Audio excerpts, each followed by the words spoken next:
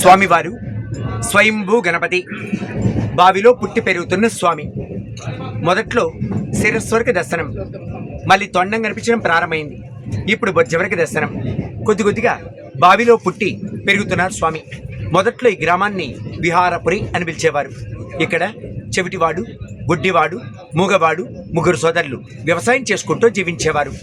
ఏతం బావి చూసే ఉంటారు. ఏతంతో నీటిని పొలాలకు పరిస్తుండగా బావిలో నీటి మట్టం తగ్గిపోవడంతో ఏతం బానతో మరింత బావి పుడికి తీస్తామని ముగ్గురు సోదరులు ప్రయత్నం చేస్తారు. ఆ ప్రయత్నంలో భాగంగా ఏతం బాన భూమి అడుగుకు తగిలి రాయికి తగిలిన విధంగా కంగుమని శబ్దం వినిపిస్తుంది. భూమి అడుగు నుంచి రక్తం ఊటలాగా వచ్చి పైకి వెదజల్లుతుంది. ఆ రక్తపు యొక్క బొట్లు వీరి శరీరాల పైన పడి ప్రక్షాళన జరిగి ముగ్గురికి ఒక్కసారిగా అంగవైకల్యం దూరం అవుతుంది. చెవిటి వాడికి వినపడుతుంది, గుడ్డివాడికి కనబడుతుంది, మూగవాడికి మాటలు వస్తుంది. ఈ ఆశ్చర్యం నుంచి చేరుకుని ఈ విషయాలపై గ్రామస్తులకు తెలియజేస్తారు. గ్రామ ప్రజలు వీరికి అంగవైకల్యం పోవడానికి కారణం ఏమిటా అని ఆశ్చర్యంతో ఆ ప్రాంతానికి వచ్చి చూడగా స్వామి శిరస్సు భంగం కనపడుతుంది. వినాయక స్వామిని నిర్ధారించుకుని రక్తం రావడానికి కారణం వీరి వదిలిన ఏతం బాన స్వామి యొక్క శిరస్సు వెనక భాగంకి తగిలి అక్కడి నుంచి నిలవకుండా రక్తం వస్తుంటుంది. గ్రామస్తులు రక్తాన్ని నిలపడానికి, స్వామిని శాంతపరచడానికి నిలపకుండా కొబ్బరికాయలు కొట్టసాగారు. కొబ్బరి నీళ్లు, స్వామి రక్తము రెండు కలిపి ఏకరాపాతిక భూమి వరకు పారి మళ్ళీ రక్తం రావడం నిలుస్తుంది.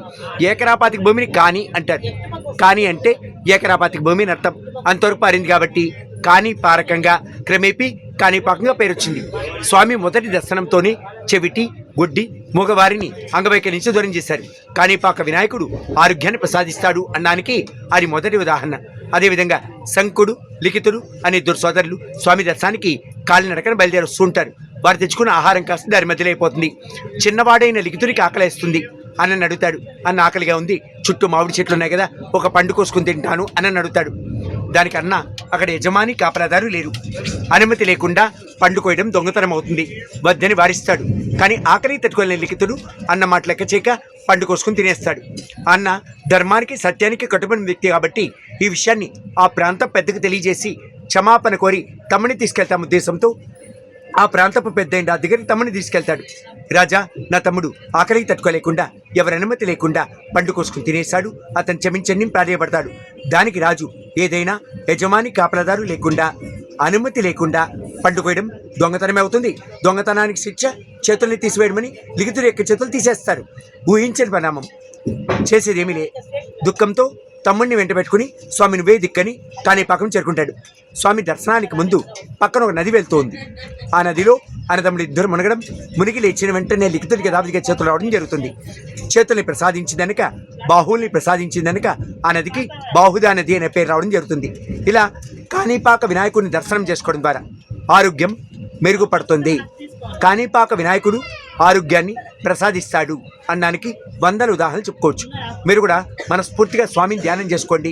సంపూర్ణ ఆరోగ్యంతో సంతోషం ఉండండి.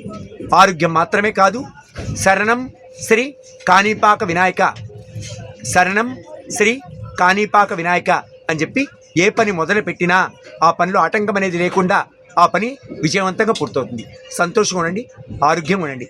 స్వామియే శరణం గణేశ, శరణం శ్రీ కాణిపాక వినాయక. శుభం.